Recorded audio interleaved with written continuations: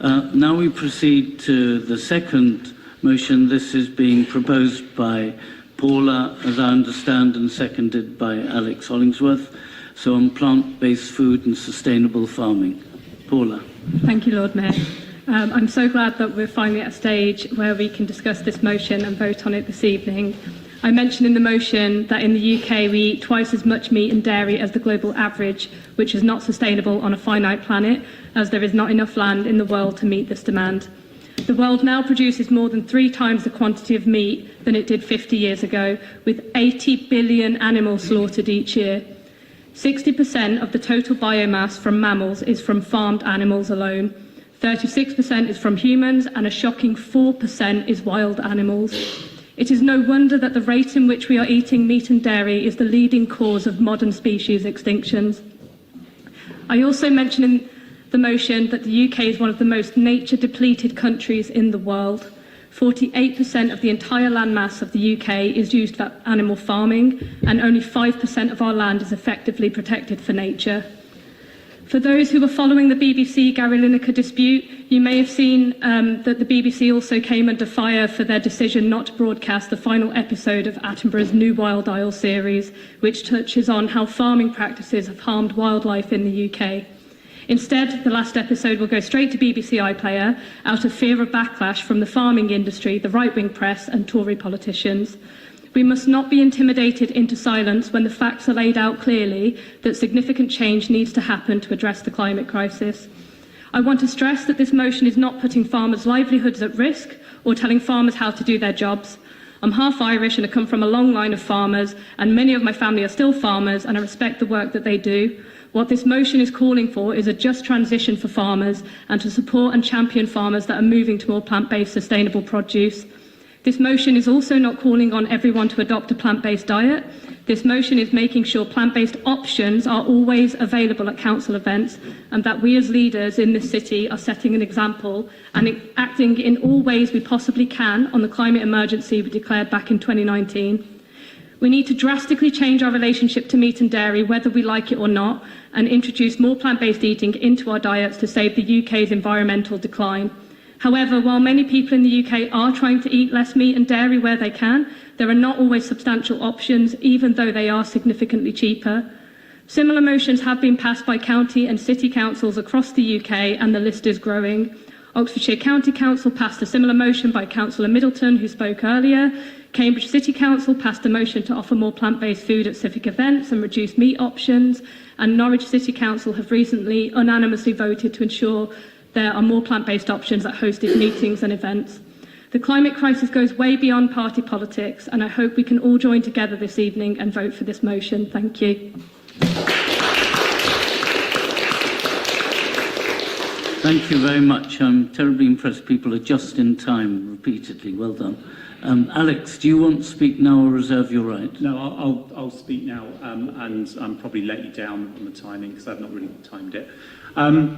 The point of this motion isn't to make some massive fundamental alteration to the catering provided by Oxford City Council, because bluntly we don't provide very much catering. The point is to publicise the issue, and the point is, as Paula has said, to encourage change at an individual level. Because the people who need to make a change is people like me. I'm not vegetarian, I'm not vegan. I firmly believe that the invention of cheese is the high point of civilization as we know it, and I rest that particular case. But it's about making better choices as individuals. We need to choose more locally. We need to eat meat less often, and we need to do it in smaller amounts. If we do choose to eat meat, choose wild venison, a meat which has no natural predators in this country, rather than farmed beef. And the truth is, this is a kind of an issue like traffic. All of us, I think, will have had the experience of knocking on a door and having somebody say to you, well, yes, no, obviously I support the principle of there being less traffic on the road, and it being more difficult for some cars to get around, but not me. And this is exactly the same issue. If we look at this and say it's very important that we consume less meat, that we consume less cheese, that we consume more things that cause harm and which are unsustainable, but it's up to somebody else to consume them less, that's not good enough. We all have to make that decision to show that solidarity. And if we want to make change to achieve a sustainable world in which we all take our fair share, and we are all taking a very not fair share at the moment of environmental resources, then it's up to us as individuals to make that change.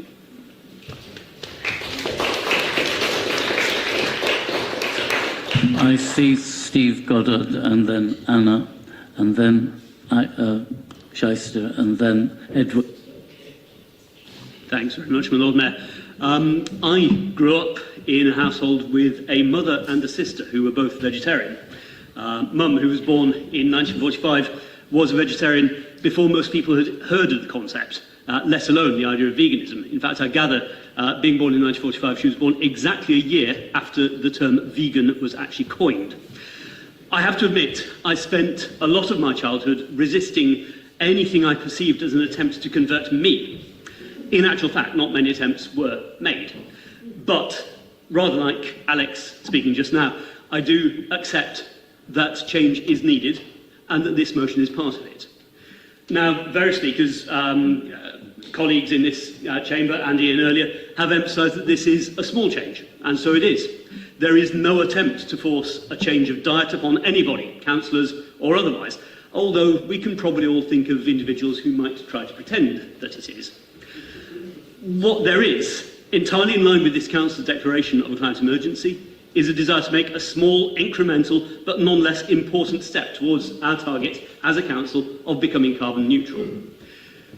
Colleagues will of course be aware of the UN's climate change report brought out today, which drew attention to the challenges yet again facing the planet. Challenges which aren't yet insurmountable, but can seem overwhelming. And of course there are many, many things that have to be done. Reduction of emissions from energy generation, switching to low carbon transport, reducing food waste. But changing habits where diet is concerned is a small but important part of the overall picture. And again, as Alex has just made clear, it's something that we can all do. It doesn't necessarily mean going the whole hog. That's not a very good choice of words. It doesn't necessarily go the whole way, but it's something which we can all contribute towards. This, colleagues, is a good contribution towards doing just that, and we should be supporting this motion overwhelmingly. Thank you. Thank you. Anna? Thank you, Lord Mayor. So I very rarely eulogise on this because, for the most part, people really don't really want to know. But I've got the floor for 3 minutes right now, so I apologise in advance. So I won't talk about animal welfare here because it often just doesn't land, and the climate impact has been well covered elsewhere. I will instead talk about the legion of other things that animal agriculture has a detrimental impact on. This council in January passed a motion about the pollution of the River Thames. Meanwhile, the River Wye in Herefordshire is more or less dead because of runoff from intensive poultry farming in its catchment area. UK rivers are polluted hundreds of times a year by cow slurry spreading, as there are basically far too many animals for the land to support naturally, and all that waste, quite frankly, has to go somewhere, and the farmers cannot deal with it. If you go to our national parks, supposedly the jewel in the crown in this country for wildlife and biodiversity, you will struggle to find a single young tree anywhere. Honestly, like next time you go, try and find one. They will probably pretty much only be in roadside verges.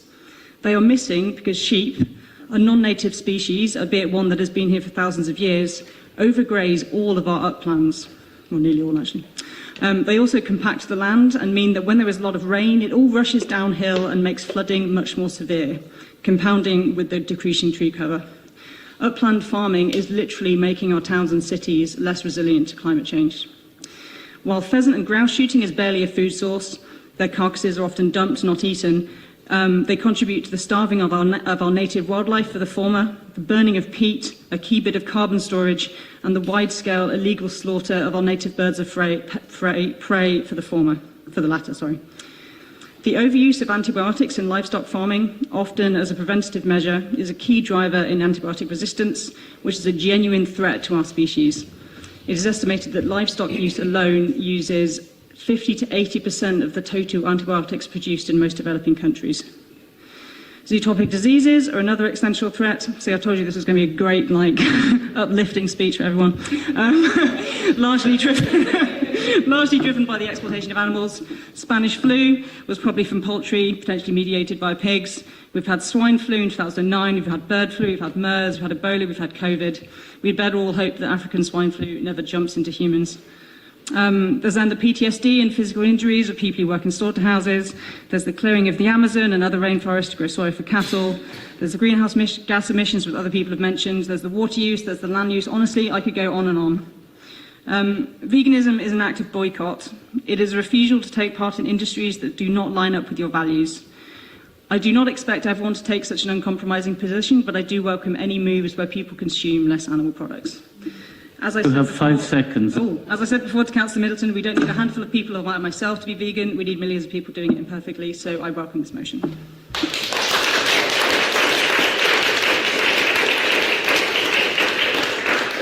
Shyster, then Edward, then Lucy. Shyster. Thank you. So, veganism has wrongly been branded as a woke issue by many in our society. I'd like to say some, but sadly it's many, rather than a conscious and ethical choice to improve the planet's chance of dealing with the ongoing climate crisis. It's also seen overwhelmingly as a very middle class and white issue, and I think this needs to be widened out if we are to acknowledge that the vast majority of people in the world, in the so-called global south, consume far less meat and dairy than we do here in the West. And they have been vegan for decades and decades. This includes my family in Pakistan. I come from a family of proud farmers, and the vast majority of people simply cannot afford to eat meat or dairy. So this is why they are vegan without knowing that they are vegan. They don't have the economic choice.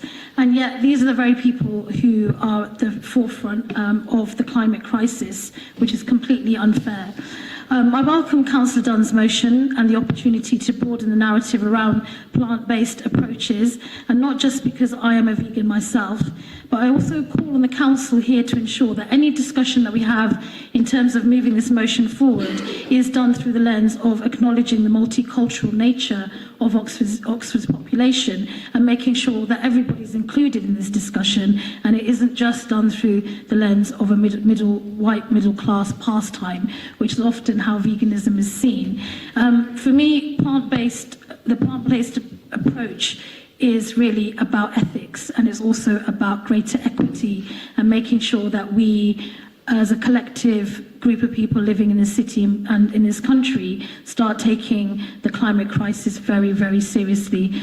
Just today, another report has been published, which shows a catastrophic rate of the climate crisis, and it's really, I just think it's not possible for anyone to deny that this is happening, because we're seeing it happen before our very eyes. And I'll just finish up by saying that, as I mentioned, my family overwhelmingly don't consume a lot of dairy or meat because of economics.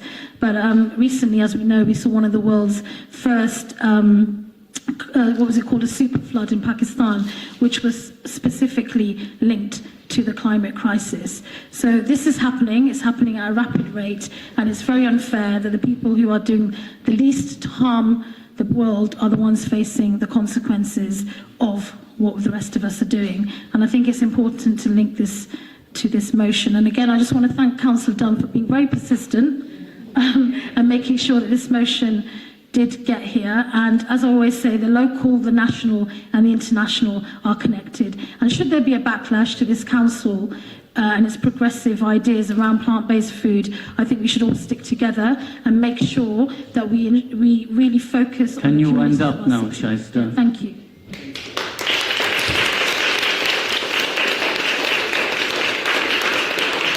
Edward. Thank you, Lord Mayor. Thank you, Paula, for bringing the motion as well. As we've heard, the meat and dairy industry has a huge impact on the environment, much more impacting regarding carbon emissions than the plant-based food and alternatives such as soya and plant-based proteins. As a form of diversionary information, it's sometimes referenced in newspapers and so on that plant-based food production can be problematic for the local environment. I'm thinking, for example, the water-intensive cultivation of almonds for almond milk in California is one I've seen before. And there are clearly going to be variations in the production impacts, as with any food. But make no mistake, even the most environmentally compromising plant-based option will be far less of an impact than its meat or dairy equivalent. And of course, plant-based options are not anything new. Sometimes you can look in the supermarket, see all these different plant-based milks and think, oh, this is a newfangled thing, and as Shyster said, some kind of middle-class kind of exploit. But actually, soy milk was actually invented in China 650 years ago. Sorry, this is a bit silly, but obviously, we know Mystic Meg passed away recently, and I thought I would look 650 years into the future. And I think that people at that point will look in astonishment at this current era where we use vast tracts of pasture and former wilderness to feed herds of 800 kilogram herbivores, massively inefficient use of land and resources and food, so that human adults can partake in the mammary sustenance that's intended for the infants of a different species. Some cultures already consider this to be quite bizarre. The UK actually, land use in the UK, we actually use 63% of our land for agriculture, and yet we come nowhere near satisfying our food needs in terms of using that land. And of course, as Alex has said, you don't need to be a vegan to support this motion. You don't need to be a vegan to welcome plant-based options, both at our events and any restaurants. I think it's something that we should all be favouring, whatever we choose to eat at any other time. So please do support the motion. And of course, as Paul has already said, it will of course be the choice of farmers and individuals to make their own choices going forward as well, of course. So yeah, thank you. Thank you. Lucy and then Mike. I don't know if others want to speak, but Lucy, you'll go. Yeah, I'm going to be brief. I think we're all agreeing here that this is a good motion. And so, as everyone has said, I also support this motion. Plant-based diets are better for our planet, they're better for our personal health, and they're part of taking responsibility as citizens of a richer country for our share of global climate emissions. As Ian said earlier, and has been echoed a few times now, supporting plant-based diets and supporting farmers are not mutually exclusive. We can do both. This isn't about forcing anyone to do anything in particular. I went to a workshop recently on how to convince centre-right audiences about they should shift their diets. So this is for the centre-right audience. Did you know that most of our animals, not only are they causing lots of emissions and using up a lot of land in this country, but the feed that they consume is actually generally grown in the Amazon in areas which have been deforested, because it's much more profitable to grow animal food there, which you ship to the West, than to keep those spaces as that magnificent natural green space. So there's all sorts of impacts there that I don't think we often quantify. So I will just conclude saying I'm pleased to support this motion, and I'm glad that other councillors seem to be agreeing, and it's great that we are copying the good practice of other councils across the county and the country.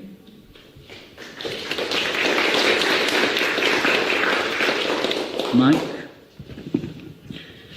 Weep not, my friends, for Mystic Meg abducted by the Tylwyth Teg. But,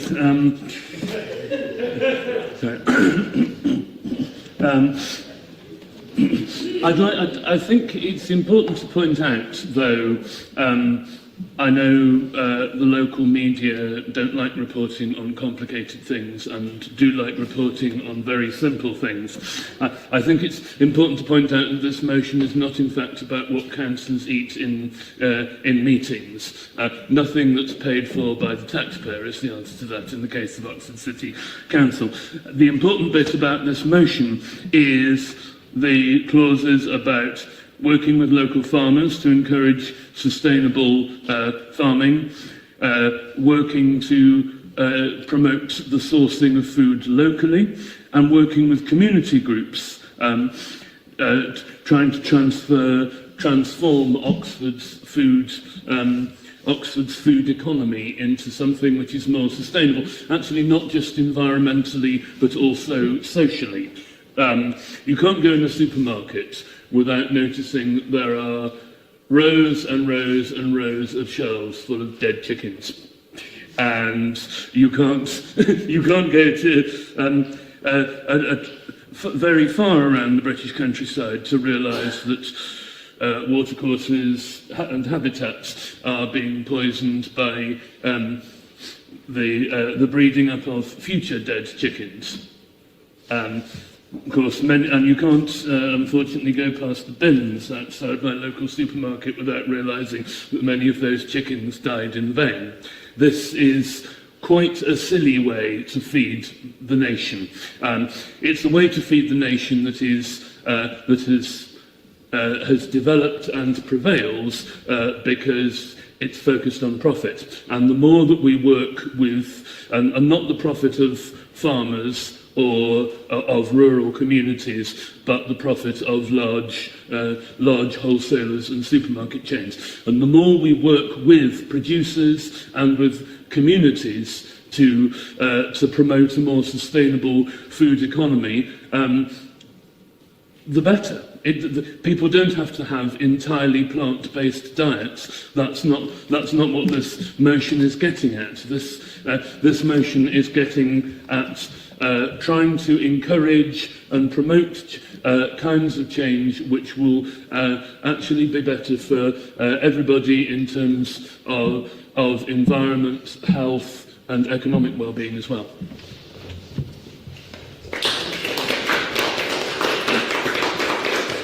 Again, just in time, well done. So, who is it? There's someone else who Lucy spoke. Is that right? Was there any other person? There were enough hands went up. Okay, okay, Louise, you wanted to speak. Yeah, just a small point. I think that lots of really good points have been raised, and I just wanted to reassure Council, because I know it's asking me to do things in this motion, but the Food Action Working Group for the city that we've formed along with lots of other partners to engage with the Oxfordshire Food Strategy will, I hope, and I will ensure, spurred on by this motion, include lots of the things that we're talking about today that are aimed at making our food supply chains shorter and reducing the carbon impact on the planet of our food system. Thank you very much. So I will invite now Paula to respond, sum up, and then we go to the vote. Paula. Thank you. And thank you everyone for sharing your views and contributions on the motion and for also being passionate about protecting our natural world. This is such an important step in how we reflect on our relationship to meat and dairy, as adopting more of a plant-based diet is one of the most significant drivers in sustainability, and it's great as councillors we will be setting an example on this. While I usually push for the onus to be with the big corporations and industries when it comes to significant change, I think we can all agree that we know that time is running out, and the more people who play their part, the better it is for the environment, as Alex Hollingsworth alluded to earlier. I thank the contributions about the meat and dairy industry, speaking on the impact on our rivers and the risk of future pandemics and on our own health as well. Councillor Aziz mentioned the Western world causing the most damage while we're consuming meat and dairy, while the Global South are eating less. And it reminded me of the Meat the Future exhibition at the Museum of Natural History here in Oxford a few years ago, where I learnt that per person, we in the UK, a population of 67 million, eat far more meat than places like India and China that have populations of over 1 billion people. Yes, it is likely we might face some backlash from the press and some farmers who cherry pick and misrepresent the motion for their own agendas, but like anything that challenges the status quo, this is something to be anticipated. And when the scientific evidence and the looming environmental collapse is on our doorstep, it would be a serious mistake to shy away from the progressive change for the sake of a few loud voices misconstruing the motion. So I'll leave it here and hope that you will vote in favour of this motion this evening. Thank you.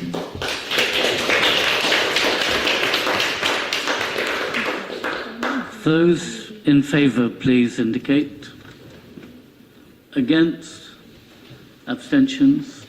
Unanimous. Well done, Paula.